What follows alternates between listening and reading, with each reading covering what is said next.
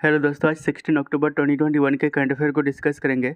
तो आज का पहला क्वेश्चन है, एक्सरसाइज युद्ध अभ्यास 2021 भारत और किस देश के बीच कंडक्ट किया जाएगा? तो इसका ऑप्शन सी, यूएसए। तो 17th edition of Indo US joint military exercise Yudh Abhyas 2021 और ये कहाँ पे कंडक्ट किया जाएगा? तो जॉइंट बेस एल्मेंडोर्फ रिचर्डसन जो कि यूएसए के अलास्का में स्थित है और ये 15 से 29 अक्टूबर के बीच चलेंगे। और इस एक्सरसाइज का अर्लियर वर्जन मतलब कंडक्ट किया गया था इंडिया के महाजन फील्ड फायरिंग रेंज जो कि राजस्थान के बीकानेर में स्थित है। तो आपको अलास्का मैप में यहाँ पे मिल जाएगा और यहाँ पे कनाडा है, ये है रसिया। तो रसिया ने अलास्का को यूएसए को बेच दिया था और यहाँ पे अलास्का और रसिया के बीच एक स्टेट पास होता है जिसको कहते हैं बेरिंग स्टेट, जो कि आर्कटिक ओशन को पैसिफिक ओशन तक कनेक्ट करता है। तो ये 2021 के कुछ इंपॉर्टेंट एक्सरसाइज है, इसको रिवीजन कर लेते हैं। तो मित्र शक्ति रिसेंटली अभी कंडक्ट किया गया था इंडिया एंड श्रीलंका के बीच। Surya Kiran joint military exercise India and Nepal के बीच। काज इन 2021 इंडिया एंड कजाकिस्तान के बीच। जैर अहल बहर ये इंडिया एंड कतर के बीच जो कि नेवल एक्सरसाइज था। जैद तलवार 2021 इंडिया एंड यूएई के बीच। इंदिरा 2021 जो कि एक नेवल एंड मिलिट्री एक्सरसाइज दोनों था, ये इंडिया एंड रसिया के बीच कंडक्ट किया गया था। Exercise Konkan 2021 India and UK के बीच इंग्लिश चैनल में ये कंडक्ट किया गया था। अल मोहद अल हिंदी 2021 ये इंडिया एंड सऊदी अरबिया के बीच ये पहला एक्सरसाइज था जो सऊदी अरबिया के साथ इंडिया ने कंडक्ट किया था। एक्सरसाइज मालाबार 2021 क्वाड कंट्रीज़ के बीच। क्वाड कंट्रीज़ में कौन कौन आते हैं? तो India, Japan, USA and Australia, ठीक है। वहीं पे खंजर एक्सरसाइज इंडिया एंड किर्गिस्तान के बीच किया गया था। ये बायलैटरल मिलिट्री एक्सरसाइज था और ये कहाँ पे किया गया था? तो किर्गिस्तान की कैपिटल बिश्केक में। वहीं पे वज्र प्रहार 2021 ये joint military exercise India and USA के बीच हिमाचल प्रदेश में किया गया था। सिम्बेक्स यानी कि Singapore India maritime bilateral exercise. अगला क्वेश्चन है, हाल ही में किस देश ने SCO seminar on roll of women in arm force इसको किसने होस्ट की है? तो इसका ऑप्शन ए, इंडिया। तो recently SCO seminar on roll of women in arm force और इसको पहली बार होस्ट किया है इंडिया ने।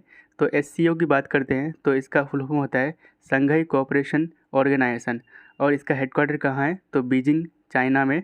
और इसमें टोटल 9 मेंबर है। तो इसके मतलब अभी रिसेंटली जो 9वां मेंबर बना है वो ईरान बना है और इससे 8 मेंबर पहले से थे, वो China, India, Kazakhstan, Kyrgyzstan, Pakistan, Russia and Tajikistan and Uzbekistan और 9वां बना था ईरान। तो इसका फॉर्मेशन कैसे हुआ था? तो इसका फॉर्मेशन 1996 को किया गया था और इसका नाम रखा गया था संघाई 5 ग्रुप और इसमें शामिल थे China, Kazakhstan, Kyrgyzstan, Russia and Tajikistan. फिर 2001 में उज्बेकिस्तान इसमें शामिल हुआ था और इसका नाम रखा गया था संघाई कोऑपरेशन ऑर्गेनाइजेशन। तो रिसेंटली अभी 6th edition of exercise SCO peaceful mission 2021 और ये इसको होस्ट किया था रसिया ने, ठीक है। वहीं पे 21st संघाई कोऑपरेशन ऑर्गेनाइजेशन यानी कि एससीओ समिट को होस्ट किया था ताजिकिस्तान ने। ताजिकिस्तान के 92 में इसको होस्ट किया गया था। अगला क्वेश्चन है, Kalam centre for science and technology यानी कि KCST कहाँ पे सेटअप किया जाएगा? तो इसका ऑप्शन भी जम्मू एंड कश्मीर में। तो Kalam centre for science and technology यानी कि KCST और इसको कंस्ट्रक्ट किया जाएगा in the campus of central university of Jammu and Kashmir में। एंड इसका रिसेंटली फाउंडेशन स्टोन रखा है DRDO के chairman doctor G Satish Reddy. तो जम्मू कश्मीर से रिलेटेड करंट अफेयर को देख लेते हैं। तो सुपर 75 स्कॉलरशिप स्कीम और इसको लॉन्च किया गया था फॉर मेरिटोरियस पुअर गर्ल के लिए। वहीं पे चेनाब ब्रिज जो कि दुनिया का हाईएस्ट रेलवे ब्रिज है और ये कहाँ पे बनाया जा रहा है? तो चेनाब रिवर के ऊपर। एंड एशिया का लार्जेस्ट टूलिप गार्डन ये भी चर्चा में था और इसका नाम है इस गार्डन का Indira Gandhi memorial tulip garden. वहीं पे Tejaswini scheme to empower women by providing 5 lakh financial assistant. अगला क्वेश्चन है, हाल ही में ग्लोबल हंगर इंडेक्स 2021 में भारत की रैंक क्या है? तो इसका ऑप्शन ए 101, ठीक है। तो ग्लोबल हंगर इंडेक्स 2021 और इसको जॉइंटली प्रिपेयर किया गया है आयरिश एड एजेंसी जिसका नाम है Concern Worldwide and German organisation जिसका नाम है वेल्ट हंगर हिल्फे। तो इस दोनों के द्वारा इस रिपोर्ट को रिलीज़ किया गया है और इसमें इंडिया को रैंक किया है 101 आउट ऑफ 116 कंट्रीज़। और लास्ट ईयर इंडिया की रैंक थी 94 एंड मोस्ट सीवियर कंट्री में, यानी कि जिसकी रैंक 116 है, वो है सोमालिया। ठीक है, तो रैंकिंग क्या आता है इसमें कंट्रीज़ को on the basis of 4 indicators. पहला है अंडर नरिशमेंट, यानी कि आधे पेट खाना या फिर इसको अल्प पोषण कहा जाता है, child wasting, child stunning and child mortality, यानी कि बाल मृत्यु दर। अगला क्वेश्चन है, हाल ही में किस इंस्टीट्यूट ने हेल्दी स्माइल ऐप को लॉन्च करा है? तो इसका ऑप्शन बी एम्स दिल्ली ने। ठीक है, तो हेल्दी स्माइल ऐप जो कि एक डेंटल हेल्थ एजुकेशन ऐप है और इसको लॉन्च किया गया है for children to help them develop good oral health practice. तो चिल्ड्रेन में यानी कि बच्चों में गुड ओरल हेल्थ प्रैक्टिस को डेवलप करने के लिए इसको लॉन्च किया गया है एंड इसको लॉन्च करा है एम्स दिल्ली के department of paediatric and preventive dentistry. अगला क्वेश्चन है, हाल ही में माई पार्किंग ऐप को किसने लॉन्च करा है? तो इसका ऑप्शन सी अनुराग ठाकुर। तो माई पार्किंग ऐप इसको लॉन्च किया है union minister for information and broadcasting. अगला क्वेश्चन है, हर साल विश्व छात्र दिवस यानी कि वर्ल्ड स्टूडेंट्स डे कब मनाया जाता है? तो इसका ऑप्शन सी 15 अक्टूबर को। तो वर्ल्ड स्टूडेंट्स डे हर साल 15 अक्टूबर को मनाया जाता है और इसको डिक्लेयर करा था यूनाइटेड नेशंस ने एंड इस दिन को सेलिब्रेट किया जाता है in the honour of the birth anniversary of Indian aerospace scientist doctor APJ Abdul Kalam sir. And इस बार 2021 की थीम है learning for people planet prosperity and peace. And doctor APJ Abdul Kalam जिनको मतलब मिसाइल मैन ऑफ इंडिया कहा जाता है और इनका जन्म 15 अक्टूबर 1931 को हुआ था तमिलनाडु के रामेश्वरम में। एंड ये 11th प्रेसिडेंट थे इंडिया के। और इनके फेमस बुक की बात करते हैं तो wings of fire India 2020 and ignited minds famous book है और इनको अवार्ड मिले थे 1981 को पद्म भूषण, 1990 को पद्म विभूषण एंड 1997 को भारत रत्न से इनको सम्मानित किया गया था। अगला क्वेश्चन है, हाल ही में वन हेल्थ कंसोर्टियम निम्नलिखित में से किसके द्वारा लॉन्च किया गया है? तो इसका ऑप्शन सी DOBT यानी कि डिपार्टमेंट ऑफ बायोटेक्नोलॉजी के द्वारा।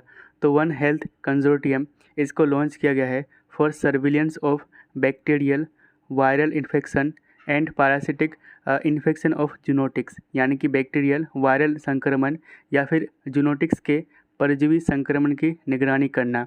जूनोटिक्स मतलब जो जानवरों से फैलने वाले संक्रमण। ठीक है, और इसको लॉन्च किया गया है डिपार्टमेंट ऑफ बायोटेक्नोलॉजी के द्वारा। तो DOBT के बारे में जान लेते हैं।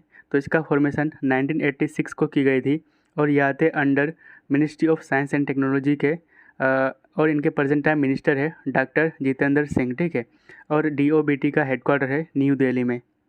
अगला क्वेश्चन है, निम्नलिखित में से किसके द्वारा अब तक का सबसे बड़ा हरित बॉन्ड यानी कि ग्रीन बॉन्ड को लॉन्च किया गया है? तो इसका ऑप्शन सी EU यानी कि यूरोपियन यूनियन के द्वारा। तो रिसेंटली यूरोपियन यूनियन ने लार्जेस्ट एवर ग्रीन बॉन्ड को लॉन्च किया है, तो इसको याद रखिएगा। अगला क्वेश्चन है, हाल ही में ग्लोबल बिजनेस सस्टेनेबिलिटी लीडरशिप के लिए KC प्रहलाद अवार्ड से किसे सम्मानित किया गया है? तो इसका ऑप्शन बी सत्या नडेला। ठीक है, तो KC Prahlad award for global business sustainability leadership और इसके विनर रहे हैं इंडियन अमेरिकन सत्या नडेला जो कि CEO है माइक्रोसॉफ्ट के। अच्छा, सत्या नडेला के अलावा और 3 लोगों को इस अवार्ड से सम्मानित किया गया है। अगला क्वेश्चन है, ग्रामीण महिलाओं का अंतर्राष्ट्रीय दिवस यानी कि international day of rural women कब मनाया जाता है? तो इसका ऑप्शन सी 15 अक्टूबर को। तो हर साल 15 अक्टूबर को international day of rural women मनाया जाता है और इसकी स्थापना की गई थी 2007 में यूनाइटेड नेशन जनरल असेंबली के द्वारा। तो 2021 की थीम है इसकी rural women cultivating good food for all. अगला क्वेश्चन है, अंतरिक्ष में उड़ान भरने वाले सबसे उम्रदराज व्यक्ति कौन बने? Who became the oldest person to fly into space? तो इसका ऑप्शन बी विलियम शार्टनर। ठीक है, तो world's oldest person to fly into space वो बने हैं विलियम शार्टनर जिसकी उम्र है 90 ईयर्स और इसको लॉन्च किया गया था ब्लू ओरिजिन के न्यू शेपर्ड से। अगला क्वेश्चन है, हाल ही में किस देश ने जैव विविधता कोष यानी कि बायोडाइवर्सिटी फंड को लॉन्च किया है? तो इसका ऑप्शन डी चाइना ने। तो रिसेंटली चाइना ने बायोडाइवर्सिटी फंड जिसका नाम रखा गया है कनिमिंग बायोडाइवर्सिटी फंड इसको लॉन्च किया गया है और इसको लॉन्च करा है on 15th conference of United Nations convention of biological diversity, और इस फंड के जरिए डेवलपिंग कंट्रीज़ के बायोडाइवर्सिटी कंजर्वेशन को सपोर्ट करेगा। एंड चाइना इसके लिए कंट्रीब्यूट करेंगे $233 million.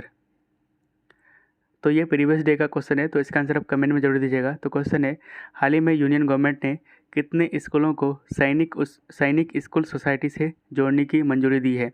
Recently union government approved to join how many schools with Sainik school society? तो आपका ऑप्शन है 100, 200, 300 या फिर 400।